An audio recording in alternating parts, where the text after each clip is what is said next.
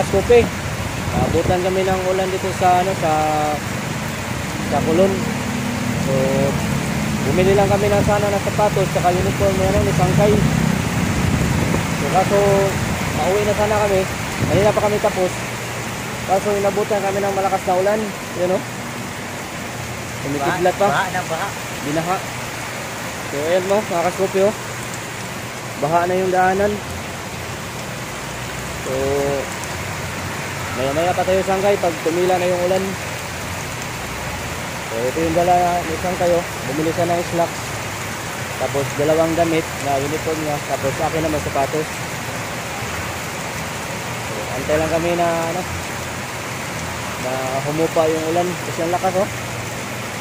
Halos din na makita yung daanan.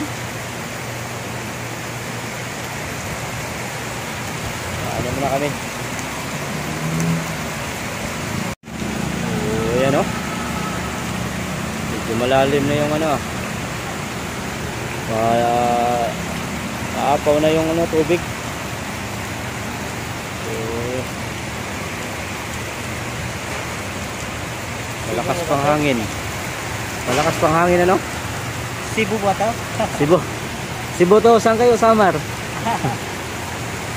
Oh? Mas malalak mag-Samar. Baha agad. Siguro mga 20 minutes na ang ulan or kalating oras na. Ang bilis oh. So ayun. Kaya stranded kami ni Sangkay. Nagugutom na si Sangkay. May dala siyang pagkain. Pinapapak na niya yung yung kanyang ulam. Nagugutom na.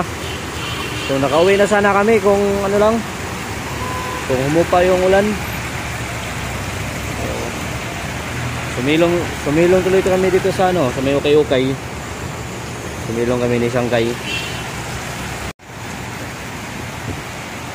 Medyo tumaas na yung dito, tubig ko. So doon tumaas na din. Yung andar ng sasakyan mabagal na. Kumidlat pa. Mataas na yung tubig doon sa medyong gitna, pwede pang lakaran. So uwi na sana si Sangkay, na stranded pa. Mas maganda na yung higa ko ngayon. Oo. So naabala pa sa ulan Sangkay may naglalakad sa gitna lang. Yung mga trabahante stranded sa kabila. Medyo humina na sana kaso bumalik na naman, lumakas. Ano ba ito na ulan? Yung mga Kaskope, yung mga kabataan gusto maligo sa sa ulan. Ayun. Dami nila sa gitna lang sila dahil mababaw lang sa gitna. Ito sa gilid kasi malalim na. So ayun, stranded pa rin kami dito ni Sangkay. So gutom na kami. So ang oras ay mag-alas 8 na pala 1 minute na lang. So gutom na. Doon banda malalim na. Yung iba tumirik na. Yung isa babalik na siguro yun. Umikot na siya. Kaso diretso. Sana diretso na ito. Hindi na lalakas para maka na kami. Baka pwede na siguro Sakit?